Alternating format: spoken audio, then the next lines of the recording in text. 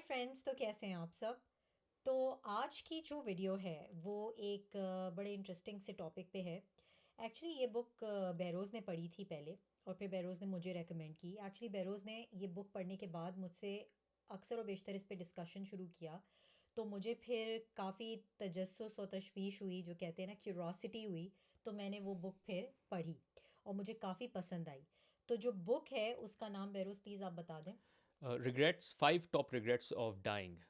तो ये लिखी किसी नर्स ने है। वो किसी एक ऐसी जगह पे थी जहाँ बूढ़े लोग आते हैं और अमूमन जो है उसके बाद उनकी जो है वो अपनी ज़िंदगी के आखिरी हिस्से में होते हैं। तो वहाँ उसने जो है ये इन्फॉर्मेशन लोगों से कलेक्ट की, जो लोग मरने से पहले, कि आपके क्या ऐसे रिग्रेट्स हैं। तो उस पे पहले उसने एक आर्टिकल लिखा था, हम्म। और वही आर्टिकल चूँकि बहुत मशहूर हो गया, मुझ हम्म। जैसे तुम जैसे लोगों ने बहुत पढ़ा उसको, तो उसके बाद उसने उस आर्टिकल पे एक किताब लिख दी। तो मैंने कहा ये अच्छा टॉपिक है, इस पे हम बात करें, बिल्कुल। और सिर्फ इसीलिए क्योंकि हम ये आप लोगों से शेयर करना चाहते हैं, बट ऑल्सो क्योंकि बहुत सी चीज़ें जो हमारी भी अनरिजॉल्व हैं, तो हम आपस में भी उस पर बहुत सी चीज़ों पे रिफ्लेक्ट करते हैं और सीखते रहते हैं। तो I think it's good that we cover this topic as well. और एक चीज़ ये भी है कि आपने बहुत सुना होगा, अक्सर मूवीज़ में भी देखते हैं, और वैसे भी जनरली, कि जब आखिरी हिस्सा होता है लाइफ का, उस वक्त इंसान को जो है वो सही मानों में रियलाइज़ हो रहा होता है, या आप कह सकते हैं उस वक्त ख्याल आ रहा होता है कि क्या वो चीज़ें हैं जो कि करनी चाहिए थी और नहीं की।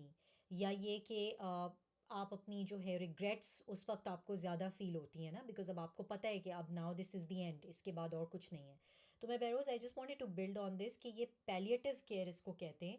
जो आपने देखा होगा कि जिनको टर्मिनल इलनेसेस होती हैं, जैसे जिन लोगों को हॉस्पिटल में नहीं रख सकते बिकॉज ऑफ द फैक्ट कि उसका एक्सपेंस इतना ज़्यादा है, हॉस्पिटल का, मेडिकल केयर का, और पता है कि ये अपने आखिरी स्टेजेस पे हैं क्योंकि इनको ऐसी बीमारी है जिसका कि कोई इलाज नहीं है, या ये कि ये बहुत ज़्यादा ओल्ड हैं एंड मल्टीपल इनको प्रॉब्लम्स और इश्यूज़ हैं, और ऑब्वियसली बिकॉज ऑफ दैट ये घर में नहीं रह सकते, इनका कोई ख्याल नहीं कर सकता, तो उनको यूजुअली नर्सिंग होम में या इस तरह के हॉस्पिस जिसको कहते हैं यहाँ पे, उसमें रखा जाता है। तो ये वो नर्स है जिसने ऐसे लोगों से बिल्कुल अपने जो आखिरी स्टेज पे हैं, आई डोंट थिंक कि इसमें सारे जो हैं वो एल्डरली हैं। इसमें वो लोग हैं जो कि प्रॉब्ली मिडिल एज में भी हैं, लेकिन जो कि अब there on the verge of death, वो मर रहे हैं, तो उनकी जो रिग्रेट्स हैं वो जो है वो कंपाइल करती है, ताकि लोगों को पता चले कि वो अपनी लाइफ एक अच्छे और भरपूर तरीके से इंजॉय कर सकें। अच्छा, एक important call out which hmm. Is के मैं, बहरोज़, बतूल, हम दोनों जो हैं वो इस चैनल पे कंटेंट पोस्ट करते हैं pertaining to how to move to North America, यहाँ सेटल कैसे हुआ जाता है और सक्सेसफुल लाइफ कैसे गुजारी जाती है। हाईली रिकमेंडेड कि आप लाइक के बटन ज़रूर दबाएं। हम दोनों मोटिवेटेड रहते हैं ताकि हम कंटेंट बेहतर से बेहतर कर सकें। और दूसरा ये कि आप सब्सक्राइब ज़रूर करें अगर आपको इस इन्फॉर्मेशन से थोड़ा भी फ़ायदा हो। But let's just dive into it. The जो पहला पॉइंट मेरे पास लिखा हुआ है, I just read out first and then I share my flavour to it. I wish I'd had the courage to live a life true to my self, not the life others expected of me. मेरे ख्याल से हम देसियों पे तो बहुत fit बैठता है, because हमारी जो है आधी से ज़्यादा ज़िंदगी जो है वो लोगों की एक्सपेक्टेशंस पे गुजरती है। एक चीज़ जो मैं अमूमन लोगों को ये कहता हूँ कि हम बच्चों को जो है वो अपना इंश्योरेंस प्लान बनाते हैं कि बच्चा मेरा डॉक्टर बनेगा, बच्चा मेरा इंजीनियर बनेगा, जो ख्वाब मैं नहीं कर सका वो मेरे ये पूरे करेगा, जो लाइफ मैं नहीं जी सका। भाई उसका शौक़ नहीं है, उसका दिल कहीं और है, उसका इंटरेस्ट कहीं और है, उसकी कैपेबिलिटी कहीं और है। अब वो डॉक्टरी बायो का शौक़ नहीं है, या मैथ का शौक़ नहीं है, इंजीनियरिंग का शौक़ नहीं है, लेकिन ज़बरदस्ती उसमें घुसाया हुआ है उसको। सो ये वो चीज़ है जो कि हमारे देशों में बहुत होती है कि हम किसी और की लाइफ जी रहे होते हैं, अपनी जो ट्रू लाइफ है, अपनी पसंद की लाइफ है, वो नहीं जी रहे होते, जो दूसरों की एक्सपेक्टेशंस हैं उस पे कर रहे होते हैं। और क्योंकि होता है ये कि हमारी जो जो बतूल मैं और तुम भी बात करते हैं कि हमारा जो बच्चे ही हैं ना, उन्हीं को हम इंश्योरेंस प्लान बना के चलते हैं, क्योंकि 100%। अपनी जो है वो ना हमने रिटायरमेंट सेविंग्स में इन्वेस्ट किया होता है, ना हमारे पास कोई सोशल सिक्योरिटी हमारे मुल्कों में एग्जिस्ट करती है। तो जो भी है वो रहता है कि बच्चे ख्याल करते हैं। हम्म। जिसमें मुझे एक चीज़ याद आ रही है, एक देर वॉज इस गोरा हु केम टू पाकिस्तान, और उसने एक वेडिंग अटेंड की। हम्म। और उसने कहा यार बहुत लेविश वेडिंग है, मतलब बहुत अच्छा। उसने हाँ। कहा ये तो है, बट उसने बोला ये वो भी करते हैं, क्या कहते हैं, इटालियंस वगैरह भी करते हैं। उसने बोला पैसे कौन दे रहा है? उसने बोला माँ बाप दे रहे हैं। उसने बोला ये बात मुझे समझ नहीं आई कि माँ बाप कैसे पैसे दे रहे हैं। उसने बोला भाई हमारे मुल्क में माँ बाप पैदा तो करते ही हैं, स्कूलिंग भी करते हैं विच इज़ फ़ाइन, उसके बाद जब बच्चे की नौकरी भी ढूंढ के देते हैं, उसको जो है शादी भी कराते हैं उसकी, फिर हम्म। शादी के बाद उनको घर सेटल भी करते हैं मियाँ बीवी को। फिर जब उनके बच्चे हो जाते हैं तो अपने पोते पोतियों का भी ख्याल रख रहे होते हैं, इसी चक्कर में कि यार हमारे बुढ़ापे का यह सहारा बनेगा। भाई यही चीज़ें आप उस पर प्रेशर ना डालें, आप अपने पे इन्वेस्ट कर लें, अपने आप को बेहतर कर लें। तो एनीवेज तुम्हारा क्या पॉइंट है इसमें? और बेरोज़ तुमने एक बात ये नोट की होगी कि जो ज़्यादातर फैमिली में प्रॉब्लम्स और इश्यूज होते हैं वो इसी वजह से होते हैं कि अक्सर ये होता है कि आपकी औलाद जो है वो अनफॉर्चुनेटली, देखें, अगेन जो मैं बात हर दफ़ा कहती हूँ कि पांचों उंगलियां बराबर नहीं होती हैं। तो अक्सर आपने देखा होगा कि फैमिलीज़ में सब बच्चे जो हैं वो बराबर से तो नहीं सक्सीड करते। तो अक्सर देखा गया है कि फैमिली में रिफ्ट आ जाता है या प्रॉब्लम्स और इश्यूज होते हैं, बिकॉज होता क्या है कि हर कोई इक्वली कंट्रीब्यूट नहीं कर पाता, और जो कर रहा होता है कंट्रीब्यूट उसके ऊपर सारा प्रेशर आ जाता है, बिकॉज किसी ने तो ख्याल रखना है, क्योंकि माँ बाप ने इतनी मेहनत की है, इतने जो है वो प्यार मोहब्बत से पाला है पोसा है, और जो है वो आप कह सकते हैं कि एफर्ट की है। और उस केस में फिर ये होता है कि बंदा परेशान रहता है कि जो खासकर नहीं कंट्रीब्यूट कर पा रहे उसको तो यही रिग्रेट रहता है कि मैं नहीं कर पाया, क्योंकि एक्सपेक्टेशन है, करना है। तो अननेसेसरी एक तो एक्सपेक्टेशन बन जाती है, खासकर उन लोगों पे कि जो कि नहीं अफोर्ड कर सकते, let's say, because they are still in, maybe they are younger in birth order, या probably even if not younger, उनकी जो है वो सकत नहीं है उनके पास, यानी उनके पास financially they are not stable. इसके अलावा आपने देखा होगा कि हमारे यहाँ कॉमन कॉन्सेप्ट है कि साथ रखने का कॉन्सेप्ट है पेरेंट्स को भी, क्योंकि parents obviously are dependent on you in a way, क्योंकि उन्होंने अपना कोई इंतज़ाम किया हुआ नहीं है ओल्ड एज का। अब उसमें ये होता है कि फिर जो फैमिली आपकी है, जैसे जो मैरिड लोग हैं, उनमें हस्बैंड वाइफ दोनों, अगर for example it's the wife who has to take care of the in laws, तो उसके प्रॉब्लम्स इश्यूज शुरू हो जाते हैं, बिकॉज वो उसके लिए एक अननेसेसरी प्रेशर है। तो हर कोई जो है वो एक स्ट्रेस में जी रहा होता है, बिकॉज ऑफ द फैक्ट कि ये एक नॉर्म है, एक एक्सपेक्टेशन है, एक आप कह सकते हैं एक कल्चरली जो है वो एक चीज़, जो कहते हैं नस्ल द नस्ल चली चली आ रही है कि ये तो हमने करना है, हम नहीं करेंगे तो कौन करेगा। और फिर ये कि माँ बाप ने इतनी मेहनत की है, इतनी एक्सपेक्टेशन उनकी एक्सपेक्टेशन है। मेरे ख्याल से ये पता है बच्चों के साथ भी बहुत ज़्यादती है कि अगर वही। माँ बाप जो हैं वो अपना प्लान ना करें और सारी रिलायंस उन पे रखें। अ, आपको जो है मतलब इस तरह से अपनी लाइफ जीनी चाहिए, और मेरी तुम्हारी कोशिश यही होती है। मतलब there is still a lot of life for us to live as well and still to cover a lot of ground. इंशाल्लाह। बट द आइडिया इज़ कि हमारी भी यही कोशिश है कि हम ऐसी सिचुएशन में हों कि जब हमारे बच्चे जो हैं वो अपनी लाइफ जीने लग जाएं, we stay close to them, लेकिन हम उन पर रिलायंट नहीं हों कि मतलब बच्चे ने अगर ख्याल नहीं रखा, बच्चे ने पैसे नहीं दिए या बच्चे ने हमको अपने घर में नहीं रखा, we'll hopefully we'll be plan यही है कि we'll have our own station as close as possible to the kids, maybe in the same city same neighbourhood. But ये नहीं है कि उनके सर पे जो है वो मुसलत होकर बैठ जाए। सो एनीवेज ये इस वजह से जो है वो फिर आप अपनी अपनी जो life, coming back to the topic, मर्जी की नहीं जी सकते। अच्छा, इसमें मैंने एक चीज़ और ये देखी है, हम्म। हमारे एक और देशियों का मसला ये भी होता है रोल मॉडल्स। मुझे नहीं याद पड़ता, मेरे लिए रोल मॉडलिंग जो है वो ज़्यादा ज़्यादा यही डॉक्टर इंजीनियर थी। हाँ। इसके अलावा कुछ पता भी नहीं था। मतलब अगर हम कोई जो चीज़ें पढ़ते भी हैं ना, मतलब ये let's say Elon Musk, Mark Zuckerberg, Jeff Bezos, ये सब तो एलियंस हैं। और जो हमारे सर्कल में वो बस एक ताया या चाचा वो हीरो हैं, उन्होंने कुछ डिग्री की हुई है तो बस सब ने वही करनी है। आई थिंक एक और चीज़ जो इंपॉर्टेंट है इससे निकलने के लिए वो ये कि आप मेंटरशिप में जाएं, मतलब आप लोगों को मेंटर बनाएं, लोगों से पता करें, अपना सर्कल ब्रेक करें, किसी और सर्कल में जाके देखें, डिफरेंट किस्म के फ्रेंड्स बनाएं, ताकि आपको पता चले कि लाइफ में और क्या भी पॉसिबल है। मुझे नहीं पता था कि एमबीए के अलावा डॉक्टर, अच्छा डॉक्टरी इंजीनियर अगर बहुत लायक है और मुझे से अगर कोई नालायक हो तो बस एमबीए कर लिया, इन तीन ऑप्शंस के अलावा कुछ नहीं पता था। उसके बाद अगर तीन टॉप की कंपनीज़ हैं उनमें नौकरी कर दी, और उसके बाद बस उसी करियर रेस में जो है फंसे, कभी ये सोचा ही नहीं कि ये जो मैं कर रहा हूँ, ये जो मैंने पढ़ा हाँ है, ये बिल्कुल। मुझे पसंद भी है या नहीं पसंद। It is only now like around 6-7 years back that I started to realise कि मेरा शौक कुछ और है। अच्छा खैर, इसमें एक चीज़ ये भी है कि आपको थोड़ा टाइम भी लगता है। ऐसा नहीं है कि आप बस 25 साल के हुए तो आपको एकदम पता चल जाएगा आपका शौक क्या है। तो उसका तरीका ये होता है कि you dabble with different things and then eventually decide कि यार ये मेरा शौक है। लेकिन हम मेरे केस में, हमारे केस में ये होता है, फिर हम उसी रट में फंस जाते हैं। घर ले लिया मॉर्गेज पे, गाड़ी ले ली जो है लीज पे, फिर भी शादी हो गई, बच्चे हो गए, फिर आप कहते हैं यार पसंद तो मुझे ये है नहीं जो मैं कर रहा हूँ, पर ये ना करूँ तो ये सब कोलैप्स हो जाएगा। और उसी चक्कर में you don't live a life which is true to your self, you don't have the courage to it, और यही रिग्रेट बन जाती है। तो मेरी भी काफ़ी अर्से तक ये रिग्रेट रही है till I started doing what I am doing now. अभी भी ऐसा नहीं कि मैं कंप्लीटली ट्रांजिशन कर गया, मतलब मुझे शौक है कोचिंग टीचिंग का, and this is one way of doing it which is through YouTube and all. अच्छा, एक हम्म। इंपॉर्टेंट कॉल आउट, क्योंकि हम यहाँ बुक की बात कर रहे हैं, तो बुक पढ़ना जो है this is something hands down. मैं कहता हूँ कि कोई भी सक्सेसफुल आदमी आप देखेंगे या औरत देखेंगे, शख्स देखेंगे, वो किताबें ज़रूर पढ़ता होगा। पर हमारा टाइम जो है वो भी बड़ा मुश्किल होता है किताबों के लिए पढ़ने का निकालना, क्योंकि we are busy with our life. तो एक चीज़ जो मैं और बतूल करते हैं, वो हम एक ऐप यूज़ करते हैं, इसका नाम ऑडिबल है। और उस ऑडिबल पे आप कोई भी बुक जो है वो ऑडियो बुक की तरह सुन सकते हैं। तो हम जब कम्यूट कर रहे होते हैं या किसी ऐसी सिचुएशन में होते हैं जहाँ बिज़ी हैं, आपका माइंड अवेलेबल है बट आपकी बॉडी अवेलेबल नहीं है, क्योंकि आप बैठ के पढ़ नहीं सकते, then you listen to Audible.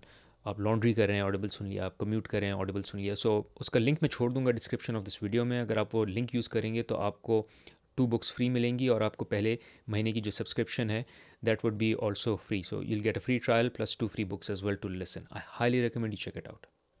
अच्छा, फिर इसमें एक और पॉइंट है जो कि बहरोज़ मैंने बुक में मुझे काफ़ी अच्छा लगा, और वो ये था कि आई wish I had not worked so hard.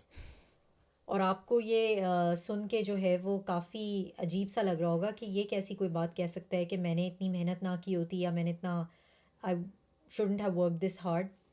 But this is actually true.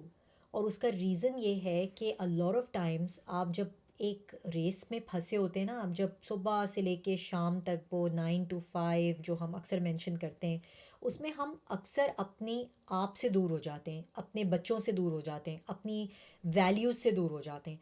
हम बस सिर्फ काम और सिर्फ काम के बारे में सोच रहे होते हैं। और frankly speaking we spend a lot of time at work. Technically अगर आप देखें तो सुबह 9 से लेके 5-6 बजे तक 8-10 घंटे आप काम पे होते हैं। तो ज़ाहिर है लाइफ एक kind of revolves around work. लेकिन इसमें से निकलना बहुत ज़रूरी है। बहुत से लोग हैं जो कि नहीं कर पाते because they have no other choice. तो फिर you need to find alternatives कि जब आप काम से वापस आएँ तो फिर आप फुली अपनी फैमिली को टाइम दें, या आप अपने बच्चों को जो है वो उनके साथ टाइम स्पेंड करें, कॉन्शियसली एफर्ट करें। वीकेंड्स पे मैंने देखा है बहुत से लोग जो है अपना लैपटॉप खोल के बैठ जाते हैं, वीकेंड्स पे भी काम कर रहे होते हैं। बल्कि यहाँ भी मैंने देखा है, और बाय द वे बहुत सी ऐसी कंपनीज़ में मैंने देखा है जहाँ कल्चर बहुत रिलैक्स्ड है, उसके बावजूद लोग जो हैं वो सैटरडे को, बल्कि मैं बहरोज़ को एक बता रही थी, समवन आई नो जो कि सैटरडे को बैठ के जो है वो काम से रिलेटेड जो है वो ट्रबल शूटिंग कर रहा था वो बंदा। एंड बहरोज़ वाज लाइक कि इट्स नॉट इवन नीडेड, कि कोई ज़रूरत भी नहीं है। और अच्छी बड़ी पोजीशन पे हैं वो साहब, और उसके बावजूद जो है वो और बच्चे भी उनके कोई बहुत बड़े नहीं हैं कि एम्प्टी नेस्टर्स हों, कि वो अकेले रहते हैं, कि उनके पास बहुत टाइम है। बच्चे भी छोटे हैं, और अक्सर वो देखा गया है कि कम्यूट भी बहुत दूर दूर से वो करते हैं। वो जहाँ ऑफिस है वहाँ नहीं रहते, उसके पास नहीं रहते, बल्कि न्यूयॉर्क से वो ऑफिस आते हैं। उसके बावजूद जो है वो अपने वीकेंड्स जो हैं वो उन्होंने डेडिकेट किया हुआ है काम पे। तो इस तरह की जो चीज़ें हैं ना, ये आपको रियलाइज़ नहीं हो रही होती। आपको लगता है कि इसका मुझे बहुत बेनिफिट मिलेगा, इससे मैं बहुत ऊपर चला जाऊँगा लाइफ में, प्रमोशन मिल जाएगी, इंक्रीमेंट मिल जाएगा, एक बोनस लग जाएगा। लेकिन ये बहुत मामूली सी चीज़ें हैं अगर आप इसको ग्रैंड स्कीम ऑफ थिंग्स में देखें। कि बच्चों के साथ अगर आपने टाइम नहीं स्पेंड किया तो वो टाइम वापस नहीं आ सकता। प्रमोशन तो शायद आपको फिर मिल जाए मेहनत करके, पैसे भी आपके बढ़ जाएंगे, इंक्रीमेंट आपका लग जाएगा, बोनस भी मिल जाएगा, लेकिन वो टाइम जो आप अपने बच्चों के साथ अभी स्पेंड कर सकते हैं उनके प्राइम ईयर्स में, वो आपको कभी वापस नहीं आ सकता। बल्कि टाइम इन एनी सेंस अगर देखा जाए, टाइम कभी वापस आ ही नहीं सकता, वो टाइम जो हम अपनी फैमिली के साथ स्पेंड कर सकते हैं। बहुत से लोगों को ये रिग्रेट्स होती हैं कि हम अपने पेरेंट्स के साथ ज़्यादा टाइम नहीं स्पेंड कर पाए। जब वो एल्डरली थे, हम उनके साथ जो है उनके साथ हमने टाइम स्पेंड नहीं किया, बैठे नहीं, गपशप नहीं लगाई, और इवेंचुअली दे पास्ट अवे। तो ये रिग्रेट्स इसलिए रह जाती हैं क्योंकि आपने उस वक्त इसकी इंपॉर्टेंस को रियलाइज़ नहीं किया, और आपने किसी और चीज़ को प्रायोरिटाइज़ किया, और वो चीज़ थी काम। काम भी क्या मतलब, जो आपकी नौकरी है, जो आपकी जॉब है। And by the way, by this I do not mean just the 9 to 5 यानी corporate sector, white collar jobs. मैं बात कर रही हूँ everything, even people who are entrepreneurs, some of them are so hung up in the work itself कि they forget about everything else that's going on around them. और बल्कि अगर आपने देखा होगा बहुत से entrepreneurs की भी जो है वो एग्जांपल्स हैं कि they are all by themselves, यानी वो एंड में अकेले रह गए हैं। इतना पैसा है उनके पास, लेकिन उनके पास कोई फैमिली लाइफ नहीं है, कुछ नहीं है, और वो हैं और बस पैसा है, और दैट्स इट। तो ये एक बहुत थॉट प्रोवोकिंग बात है, इस पे सोचना बहुत ज़रूरी है कि ये रिग्रेट उन लोगों को था जो लोग जो है वो डेथ बेड पे थे, कि हमने जो है वो अननेसेसरीली हार्ड वर्क किया जिसका हमें कुछ नहीं मिला एंड में।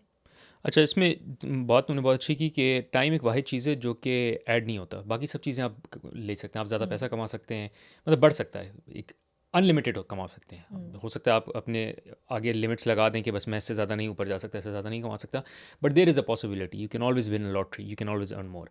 टाइम एक ऐसी चीज़ है जो कि हमेशा कम होता रहेगा, हमेशा घटता रहेगा, सो उसको वैल्यू करना बहुत इंपॉर्टेंट है। और इसमें एक टिप जो मैं अगर एक सजेशन दूँ वो ये है, जो मैंने अपने लिए अब शुरू कर दी है बहुत ज़्यादा, विच इज़ 80-20 रूल। कि बहुत सी चीज़ें ऐसी होती हैं जिस पे आप काम कर रहे होते हैं, फोकस कर रहे होते हैं, बट वो वेस्ट हो जाती हैं। और 80% ऑफ द स्टफ, स्पेशली अगर मैं अपनी करियर का लगाऊं, stuff I do in the office which I realize कि इसका कोई फ़ायदा ना मेरे करियर पे हो रहा है, ना कुछ किसी और चीज़ पे हो रहा है। मतलब कुछ चीज़ें तो आपको करनी है, बट उस पर आप फोकस कम कर सकते हैं, उस पर आप मतलब उतनी मेहनत करने की ज़रूरत नहीं है। And hence the word I wish I didn't I was working that hard. For instance मैं अमूमन एग्जाम्पल देता हूँ अपनी ग्रेड्स की। मैंने कॉलेज में अपनी यूनिवर्सिटी में I think I had 3.3 GPA।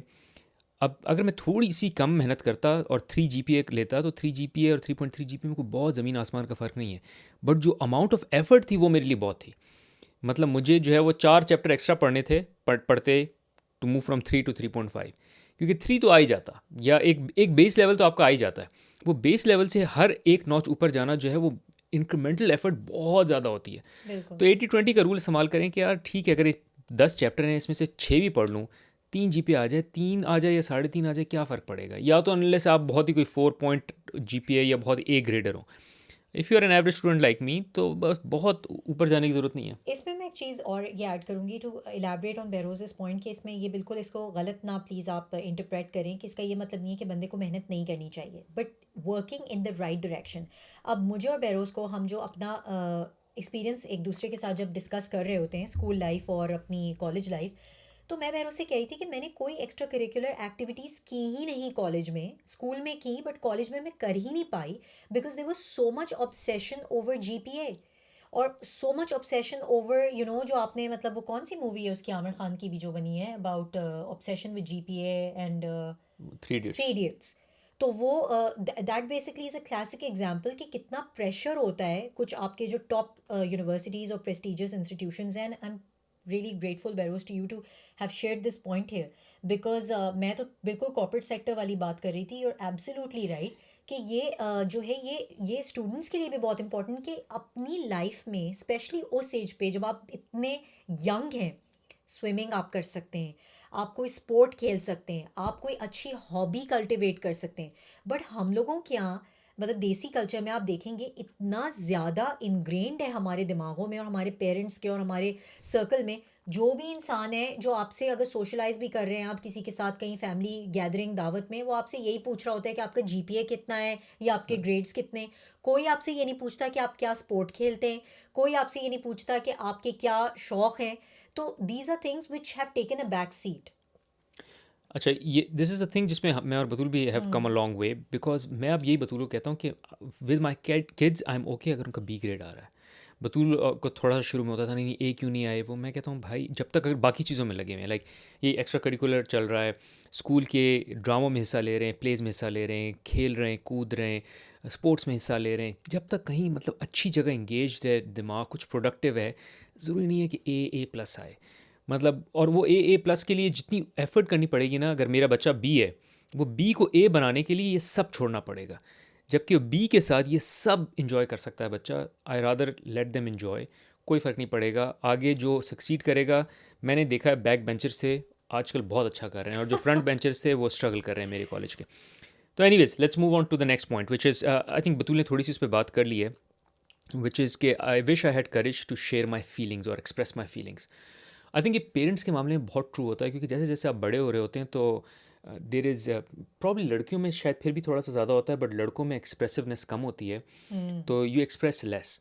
और फिर कभी जब आपके parents they are no more there eventually, because this is the fact of the life, तब आपको ख्याल आता है यार काश मैंने जो है वो I had been more expressive to my parents, to my partner, however, जो कि अब एग्जिस्ट नहीं करता दुनिया में। तो उनसे मैंने वो फीलिंग्स अपनी शेयर की होती हैं, जो उस वक्त मुझे लगता था कि यार ठीक है, मैं क्या बोलूँ, मतलब क्या बताने की ज़रूरत है, सही है। बट कोई फ़र्क नहीं पड़ता, if you like you call your parents up, you call your kids up, you call your partner up, what ever जो भी है, आप एक्सप्रेस करें जितना कर सकते हैं, बिकॉज ये टाइम फिर नहीं आएगा। अच्छा, इसमें मैं एक और बात ऐड करना चाहूँगी कि बेरोज कल्चरली आई थिंक मुझे तो लग रहा है बुक प्रीटी मच देसीज के लिए लिखी गई है, बिकॉज कल्चरली अगर आप देखें तो हमारे खासकर जो 90s की जनरेशन है, नॉट द मिलेनियल्स, नहीं मिलेनियल्स ही कहेंगे हम उन्हें, not the Gen Z Gen X और ये अल्फ़ा जो आ गए हैं, हम लोग जो 90s की पैदावार हैं और हमसे पुरानी जनरेशन भी, उसमें तो बहुत ज़्यादा इसको मतलब इनक्रेज नहीं किया जाता था कि कोई हग कर रहा है, पेरेंट्स हग कर रहे हैं बच्चों को या एक्सप्रेस कर रहे हैं कि ज़्यादा प्यार मोहब्बत मत करो, बच्चे बिगड़ जाते हैं। और ख़ासकर जो बेरोज़ ने पॉइंट मेंशन किया कि फादर फिगर जो होता था घर में, उसको तो वैसे ही अपने आप को as a man of authority दिखाना होता था, तो they would prefer not to get too close to the kids and show their vulnerability, या शो के मैं हक कर रहा हूँ या आंखों में आंसू आ गए। यूजुअली आप देखेंगे कि फादर फिगर्स इवन मूवीज़ में जो दिखाया जाता है कि वो एक अलूफ़ हैं, उनको वो घर आ रहे हैं बस काम के बाद और बच्चे उनके पास बस अपनी जो अपडेट भी शायद दे रहे हैं, तो बहुत सरसरी सी, and then they are removed by the mother and taken away कि अच्छा बस अब चलो बाप को जो है वो सकून करने दो एंड ऑल दैट। ये जो कल्चर है ये बड़ा सफोकेटिंग कल्चर है। इसमें होता क्या है कि जो चीज़ आपने शुरू में नर्चर नहीं की है, वो बाद में it's a very unfair thing for the parents, खासकर the father figure, and the kids to not be close to their father और to the father figure in the family. और इवन ग्रैंड पेरेंट्स में आपने देखा होगा कि नहीं, मेरे जो दादा हैं वो बहुत सख्त आदमी थे, एंड दे ही didn't get too close and it was considered bad to cry for boys actually. कि आपने ये अक्सर देखा होगा कि बच्चों को, खासकर लड़कों को, ये बोला जाता है बुरी बात है, लड़के नहीं रोते। तो ये चीज़ हमारे कल्चर में काफ़ी शुरू से बॉयज़ डोंट क्राई वाली चीज़ जो है वो उसको इनकलकेट किया जाता है, कि इवेंचुअली फिर क्या होता है, ये फीलिंग्स सप्रेस्ड रहती हैं और फिर वो बाद में जब बाहर आती हैं तो बहुत बुरे तरीके से भी आती हैं टाइम्स। तो ये आई एम श्योर कि ये सारी वो रिग्रेट्स हैं जो लोगों को रह जाती हैं कि काश मैंने अपने आप को एक्सप्रेस किया होता, काश मैंने उनको बताया होता कि मुझे उनसे कितना प्यार है। या ज़रूरी नहीं है सिर्फ प्यार मोहब्बत वाली feelings, a lot of times there people who want to express anger, express dissatisfaction, express the fact कि आपने मेरे साथ ज़्यादती की, आपने मेरे साथ गलत किया, वो एक चीज़ अंदर रह जाती है जो फिर आप इंसान को मेंटल हेल्थ उसकी अफेक्ट होती है। और I think that really comes out in very different ways, which अगर वो एक्सप्रेस कर दी होती चीज़ तो it would have been helpful, right? Lovely, agree. चलिए नेक्स्ट पॉइंट पे जाते हैं, which is I wish I had stayed in touch with my friends. I really love this point, बल्कि मेरे लिए शायद I think this is one of the most important point, इसलिए क्योंकि मैं और बतूल इस पर बहुत बात करते हैं कि जब आप बूढ़े हो जाएंगे या आफ्टर सर्टन एज, आपको वही जो पहले हम बात कर रहे थे, बच्चे इंश्योरेंस होते हैं, आपने रखा कि बच्चे हों। मुझे याद पड़ता है, मुझे मेरी दादी जो है वो साथ बिठाती थी and she would want to talk to me and I had nothing to talk to her. मुझे समझ नहीं आती, मेरी दिमाग में कुछ और चल रहा है, मेरे इंटरेस्ट कुछ और हैं और दादी की इंटरेस्ट बिल्कुल डिफरेंट है। I really had to force myself to talk to her just because she is old and I want to show some respect. वरना मैं बोलता था यार ये कितना मुश्किल मेरे लिए एक घंटा है यहाँ बैठना, क्योंकि उसकी वजह ये कि हम रिलायंस ही बच्चों पे हो रही है। अपने दोस्त हमने सब कटा दिए हैं, उनसे कोई कनेक्शन नहीं है, क्योंकि बच्चे हमारे साथ घर में उसी तरह खेलते रहेंगे जिस तरह वो जब छोटे थे, वैसे ही जब बड़े हो जाएंगे वही गहमा गहमी रहेगी, घर में खेलते रहेंगे, उछल कूद रहेगा एंड ऑल। Great point. और आप जो हैं वो अपने दोस्तों से आपने इन टच रखा नहीं, जबकि होना ये चाहिए कि आप ये प्रिपरेशन करेंगे यार ये बच्चे बड़े हो रहे हैं, इनको अपने पैरों पे खड़ा होना है, इनको यहाँ से निकलना है। बल्कि I think it should be counted as success कि अगर आपने अपने बच्चे को घर से निकाल दिया, वर्सेस ये कि वो आपकी बेसमेंट में पड़ा हुआ है और रह रहा है या आपके बलबूते पे रह रहा है, बलबूते पे रह रहा है एंड ऑल। ये सक्सेस नहीं है, ये फेलियर है उस बच्चे की। ना आप जॉइंट फैमिली सिस्टम होते हैं, कोई लोग प्रेफर करते हैं, बट आई थिंक इंडिविजुअलिज्म जो है वो काफ़ी हद तक किल हो जाती है। जिस तरह मेरा पॉइंट है, इट्स नॉट अबाउट कि आप कोई बहुत दूर चले जाएं, you live together but maybe live in the same building but in different apartments, ताकि आपका किचन अलग हो, आपका सेटअप अलग हो। Anyways I don't want to go into that discussion, but मैं कह रहा हूँ कि अपने दोस्तों से कनेक्शन रखें, क्योंकि वही है जिनके साथ आप इंजॉय कर पाएंगे। मैंने बहुत बार ही देखा, हम भी जब किसी के घर जाते हैं दोस्तों के, उनके पेरेंट्स आके जब बैठ जाते हैं साथ, तो लोग थोड़ा सा फोर्सफुल कॉन्वर्सेशन हो रही होती है उनसे कि अच्छा अंकल आप बताएं और क्या चल रहा है, आंटी बताएं। But it's not like, I don't know if they are enjoying it, और बिकॉज जो यंग लोग हैं वो तो कोई ख़ास इन्जॉय नहीं कर रहे होते, उनको तो ये होता है कि बस नेक्स्ट बात पे हम अपनी बात पे चले हाँ, जाएं। तो बेसिकली तुम ये कह रहे हो कि जो हम लोग अगर अभी से अपने लोगों के साथ यानी अपने फ्रेंड्स के साथ एक्वेंटेंसेस या अपने जो भी हमारे जिनके साथ हम हैंग आउट करते हैं उनके साथ वो स्ट्रॉन्ग रिलेशनशिप्स और बॉन्ड्स नहीं रखेंगे, और again work comes in the way, responsibilities come in the way, तो उसमें अक्सर आप देखेंगे कि लोगों को ये चीज़ होती है कि यार टाइम नहीं है, छोड़ो यार, सही है, अब इनके साथ क्या हर वक्त हैंग आउट करें। तो होता क्या है कि आप उस चीज़ को प्रायोरिटाइज नहीं कर रहे होते, और eventually when you grow older you miss out, क्योंकि वो जो इक्का दुक्का दोस्त आपके होते हैं, लेट्स से कि वो भी गुजर गए, तो आपका सर्कल तो बस फिर ख़त्म ना। या अगर फॉर एग्जांपल आप अपने बच्चों के साथ मूव हो गए और आपके जो फ्रेंड्स हैं they may not be in the same country, तो एक ये भी चैलेंज है। तो I think we really really need to have friends and those friends that can help us in our old age with our social जो communication and all that. और again friends जो हैं वो उनके साथ इन टच रहना ज़रूरी है, because a lot of times आप देखेंगे जो पेरेंट्स हैं, आपके पेरेंट्स, मेरे पेरेंट्स, मैंने ये देखा है कि वो a lot of times the friendships have dwindled because of everybody being so busy in their lives कि they take a back seat. बहुत कम लोग हैं कि जिनके पास कोई दोस्त हैं ऐसे कि जिनके साथ वो रेगुलरली हैंग आउट करते हैं। अ लॉट ऑफ टाइम्स जो दोस्त हैं वो बस ये कि अच्छा फ़ोन पे बात हो गई, ये हो गई। I think there should be activities that you could do the same way जैसे आप यंग थे जब तो करते थे। आई थिंक ये चीज़ इंपॉर्टेंट है। Agree agree. अच्छा, लास्ट पॉइंट पे मूव करते हैं, विच इज़ ये मैं अभी भी एक्सप्लोर कर रहा हूँ कि इसका एक्चुअल मतलब क्या है, may be Batool you have a point of view कौन ऑन सा? This. I wish I had let my self be happier. और जो मुझे इसमें समझ आया है वो द आइडिया इज़, जब आप ये कहते हैं ना कि यार ये मिल जाएगा तो मैं खुश होऊंगा, ये अचीव हो जाएगा तो मैं खुश होऊंगा, जब मुझे प्रमोशन मिल जाएगी तो मैं खुश होऊंगा, तो आपने अपनी सारी खुशियाँ जो है वो पार्क कर देते हैं। आप कहते हैं अब भी नहीं, अभी इंजॉय नहीं करना, अभी मुझे ये पैसा बस जोड़ना है और इस पैसे को बिल्कुल इंजॉय नहीं करना है, इसको बड़े से बड़ा बनाना है। जब मेरे पास इतने पैसे जमा हो जाएंगे तब मैं इंजॉय करूँगा, उसके बाद फिर आपके पास हेल्थ नहीं है। या जब मैं प्रमोट हो जाऊँगा तब मैं अपने बच्चों को इंजॉय करूँगा। जब आप प्रमोशन हो गई, जब आप वो senior director VP what ever आप लग गए, तब बच्चे बड़े हो गए और बच्चों का जाने, घर से जाने का टाइम हो गया। सो हैप्पीनेस को पोस्टपोन नहीं करें। वो जो मोमेंट है, बैलेंस इंपॉर्टेंट है। ऐसा भी नहीं है कि बिल्कुल आप नौकरी छोड़ दें और ऐसा भी नहीं है कि बिल्कुल आप जो है वो बच्चों को छोड़ दें। I think balance is important and this is something, इस पर शायद हम एक अलग से वीडियो भी बना सकते हैं to talk about the balance. I have very good tips, specially मैं जिस कंपनी में काम करता हूँ उसमें बहुत फोकस था ऑन वर्क लाइफ बैलेंस, और बड़ी स्मार्ट टिप्स और हैक्स हमसे शेयर की जाती थी। So there are some things that I can bring it here as well, and Batool can also share a few things. But balance रखें और अपनी खुशी को पोस्टपोन ना करें। छोटी छोटी खुशियाँ जो हैं वो साथ साथ इंजॉय करते रहें। अगर आप बड़ी कोई वेकेशन नहीं ले सकते, अपने नेबरहुड में देखें। और अगेन ये कनाडा और यूएस में यही तो अच्छा फ़ायदा है।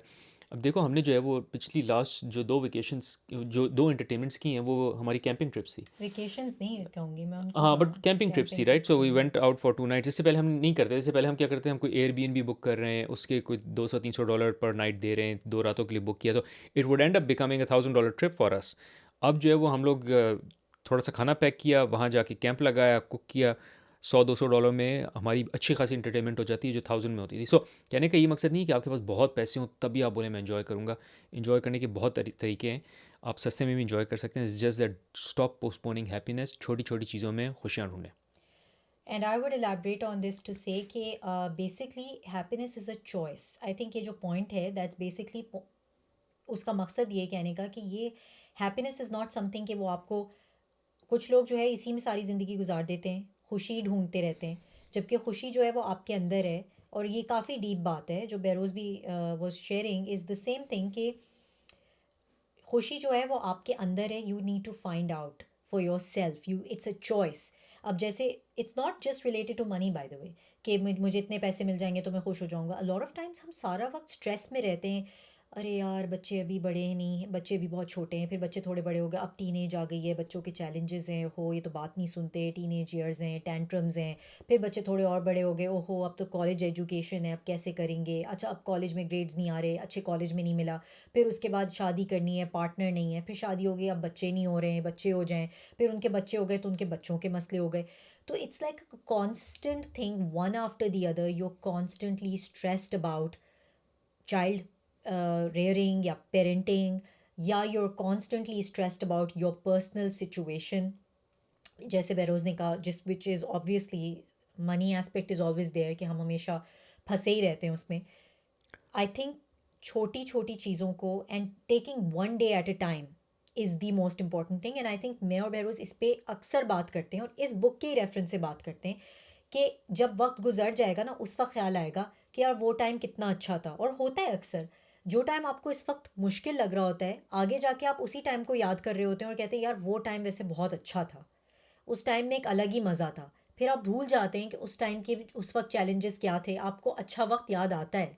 तो I think you need to really live in the moment. And mark my words, living in the moment is the way to go. अच्छा, इसमें भी मैं एक टिप मैं भी Mm-hmm. देता चलूँ towards the end of it, which is कि मैं एक किताब पढ़ रहा था, उसमें बहुत अच्छी बात उसने लिखी थी। उसने कहा कि जो ह्यूमन बींग्स का डिफ़ॉल्ट स्टेट है ना, वो हैप्पी स्टेट है। मतलब बच्चा जो है वो Mm. डिफ़ॉल्ट में हैप्पी है, सिर्फ अगर उसको पू पू पी पी खाना चाहिए उस वक्त उसको रोना आता है, वरना वो डिफ़ॉल्ट में खुश है, खेल रहा है, Nice. इंजॉय कर रहा है। Mm. तो उसने कहा कि आपको करना ये कि आपको, अगर आप अनहैप्पी हैं तो आपको वो चीज़ रिमूव करनी है जिसकी वजह से आप अनहैप्पी हैं, ताकि आप वापस डिफ़ॉल्ट स्टेट में आ जाएं। सो ये मकसद नहीं है कि आप एक और चीज़ ऐड करें। मैं खुश नहीं हूँ तो मैं एक गाड़ी और ले लूँ, मैं खुश नहीं हूँ तो मैं एक घर और ले लूँ, मैं खुश नहीं हूँ तो मैं एक लैपटॉप, एक मोबाइल और ले लूँ। आप चीज़ कम करें कि वो क्या चीज़ है जो मुझे खुश नहीं हो कर रही। मेरी नौकरी है, मेरा कोई सेटअप है, और उसको रिमूव कर दें। नौकरी है, अच्छा नौकरी चेंज कर दें, मतलब उसको जो अपनी चीज़ें वो रिमूव कर दी। वर्सेस ये कि यार मैं नौकरी से तो खुश नहीं हूँ, लेकिन मैं गाड़ी ले लूँगा अपने आप को और मज़ीद इन्जॉय करने के लिए, ताकि कम से कम मैं वीकेंड पे आऊँ तो मैं अच्छा तो फ़ील करूँ। Mm. वो टेम्प्रेरी खुशी मिल जाएगी। या मैं वेकेशन पे तो चला जाऊँगा, तो कम से कम मुझे 12 दिन जो है वो अपने बॉस की शक्ल नहीं देखनी पड़ेगी, वरना बॉस बहुत बुरा लगता है। बट मसला तो जॉब है ना, just change your job. Now it's not easy, it will take time, but focus on changing your job versus ये कि मैं 4 चीज़ें और लोन में ले लूँ। So again, this is another tip, which is try to Great remove what point. is making you unhappy versus trying to add कि यार जो चीज़ अनहैप्पी है वो तो है, मैं और चीज़ें ऐड कर लूँ, शायद वो डाइल्यूट कर दें अनहैप्पीनेस को। ऐसा कभी नहीं होगा। Anyways, thanks for tuning in, and we thought this was something nice for us to ponder on, और हम खुद भी इस पे पॉन्डर कर रहे थे, एंड देन वी थॉट कि हम जब इस पे बात कर ही रहे हैं तो why not share with you guys as well. Anyways, कोई भी टिप हो, सजेशन हो, थॉट्स हो, please leave in the comments, and keep Like and subscribe the channel please and share. Share करें ज़्यादा से ज़्यादा, बिकॉज हम चाहते हैं कि हमारा मैसेज जो है वो ज़्यादा से ज़्यादा लोगों तक पहुँचे। अगर आपको अच्छा लगता है तो अपने फ्रेंड्स और अपनी फैमिली में ज़रूर शेयर करें ये वीडियो। तो थैंक यू फॉर वॉचिंग।